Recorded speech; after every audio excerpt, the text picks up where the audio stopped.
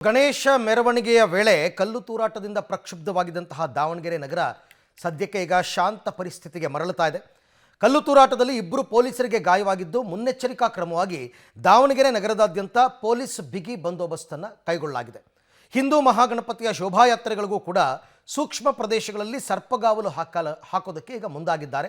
ಯಾವುದೇ ಅಹಿತಕರ ಘಟನೆ ನಡೆಯದಂತೆ ಮುನ್ನೆಚ್ಚರಿಕೆಯನ್ನು ತಗೊಂಡಿದ್ದಾರೆ. ನೋಡಿ, ದಾವಣಗೆರೆ ನಗರದಲ್ಲಿ ಕಲ್ಲು ತೂರಾಟ ಪ್ರಕರಣದಿಂದ ಅಲರ್ಟ್. ಹಿಂದೂ ಮಹಾಗಣಪತಿ ಶೋಭಾಯಾತ್ರೆಗೆ ಖಾಕಿ ಕಟ್ಟೆಚ್ಚರ. ಸಹಜ ಸ್ಥಿತಿಗೆ ಮರಳುತ್ತಿದೆ ಬೆಣ್ಣೆ ನಗರಿಯ ಜನಜೀವನ. ಹೀಗೆ ಏಕಾಏಕಿ ಗಣಪತಿ ಮೆರವಣಿಗೆ ವೇಳೆ ಕಲ್ಲು ತೂರಾಟ ನಡೆಸುತ್ತಿರುವ ದೃಶ್ಯ. ಎರಡು ಕೋಮಿನವರನ್ನ ಚದುರಿಸುತ್ತಿರುವ ಪೊಲೀಸರು. ನಗರದ ಸೂಕ್ಷ್ಮ ಪ್ರದೇಶಗಳಲ್ಲಿ ಬೀಡು ಬಿಟ್ಟಿರುವ ಖಾಕಿ ಪಡೆ. ಈ ಎಲ್ಲ ದೃಶ್ಯಗಳು ನಿನ್ನೆ ರಾತ್ರಿ ಬೆಣ್ಣೆ ನಗರಿಯಲ್ಲಿ ಅಶಾಂತಿ ಸೃಷ್ಟಿಸಿದ್ದ ಸನ್ನಿವೇಶಗಳು. ಹೌದು, ಮೊನ್ನೆ ರಾತ್ರಿ ಎತ್ತ ನೋಡಿದ್ರೂ ಕಲ್ಲು ತೂರಾಟ, ಪೊಲೀಸ್ ವಾಹನಗಳ ಸೈರನ್ ಸದ್ದು ಇಡೀ ನಗರದಲ್ಲಿ ಮೊಳಗಿತ್ತು. ಅಷ್ಟರ ಮಟ್ಟಿಗೆ ಪ್ರಕ್ಷುಬ್ಧ ವಾತಾವರಣ ನಿರ್ಮಾಣವಾಗಿತ್ತು. ಗಣೇಶ ಮೆರವಣಿಗೆ ವೇಳೆ ಕಿಡಿಗೇಡಿಗಳು ಕಲ್ಲು ತೂರಾಟ ನಡೆಸಿದ್ದಲ್ಲದೆ ಮಟ್ಟಿಕಲ್ಲು, ಆನೆಕೊಂಡ ಸೇರಿದಂತೆ ಹಲವು ಏರಿಯಾಗಳಲ್ಲಿ ಪುಂಡರು ದಾಂಧಲೆಯನ್ನ ಮಾಡಿದ್ರು.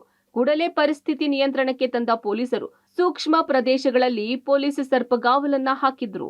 ಕಲ್ಲು ತೂರಾಟ ಪ್ರಕರಣದಲ್ಲಿ ಭಾಗಿಯಾಗಿರುವ ಕಿಡಿಗೇಡಿಗಳನ್ನ ಸಿಸಿಟಿವಿ ವಿಡಿಯೋಗಳ ಮೂಲಕ ಪತ್ತೆ ಹಚ್ಚುತ್ತಾ ಇದ್ದು, ಇದುವರೆಗೂ 5 ಪ್ರಕರಣ ದಾಖಲಾಗಿದ್ದು 25ಕ್ಕೂ ಹೆಚ್ಚು ಜನರನ್ನ ಬಂಧಿಸಲಾಗಿದೆ.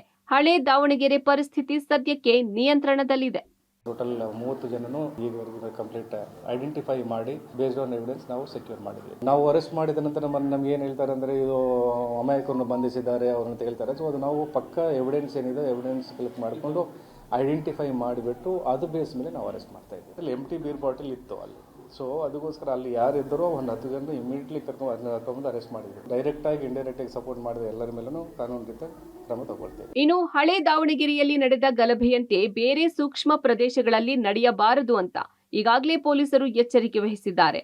ಅದರಲ್ಲೂ ಇಂದು ಮಲೇಬೆನ್ನೂರಿನಲ್ಲಿ ಹಿಂದೂ ಮಹಾಗಣಪತಿ ಶೋಭಾಯಾತ್ರೆ ನಡೆಸಿದ್ರೆ ಭಾನುವಾರ ಹೊನ್ನಾಳಿ ಹಾಗೂ ಚನ್ನಗಿರಿ ತಾಲೂಕಿನಲ್ಲಿ ಶೋಭಾಯಾತ್ರೆ ಜರುಗಲಿದೆ.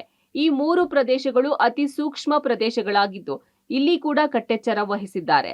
ಬೇರೆ ಜಿಲ್ಲೆಯ ಪೊಲೀಸ್ ಸಿಬ್ಬಂದಿಯನ್ನ ನಿಯೋಜನೆ ಮಾಡಿದ್ದು ಯಾವುದೇ ಅಹಿತಕರ ಘಟನೆಗಳು ನಡೆಯದಂತೆ ಮುನ್ನೆಚ್ಚರಿಕೆ ವಹಿಸಲಾಗಿದೆ.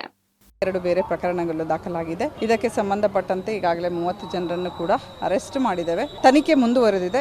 ಈಗ ಸದ್ಯದಲ್ಲಿ ನಗರದಲ್ಲಿ ಸಂಪೂರ್ಣವಾಗಿ ಶಾಂತಿ ನೆಲೆಸಿದೆ. ತಾವೆಲ್ಲರೂ ಕೂಡ ಶಾಂತಿಯನ್ನ ಕಾಪಾಡುವ ನಿಟ್ಟಿನಲ್ಲಿ ಸಹಕಾರವನ್ನ ನೀಡಬೇಕು. ಯಾರೇ ಕಾನೂನನ್ನ ಕೈಗೆ ತೆಗೆದುಕೊಂಡ್ರೆ ನಿರ್ದಾಕ್ಷಿಣ್ಯವಾಗಿ ಕ್ರಮವನ್ನ ತೆಗೆದುಕೊಳ್ಳಲಾಗ್ತದೆ.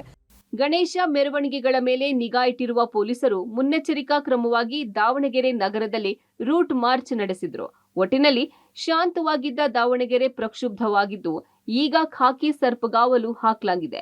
ಪೊಲೀಸ್ ಇಲಾಖೆ 2 ಕೋಮಿನ ಮುಖಂಡರು ಶಾಂತಿ ಕಾಪಾಡುವಂತೆ ಮನವಿ ಮಾಡೋದ್ರ ಜೊತೆ ಹಳೇ ದಾವಣಗೆರೆಯನ್ನ ಸಹಜ ಸ್ಥಿತಿಗೆ ತಂದಿದ್ದಾರೆ. ಪುನೀತಾಪ್ತಿ, ಪಬ್ಲಿಕ್ ಟಿವಿ, ದಾವಣಗೆರೆ.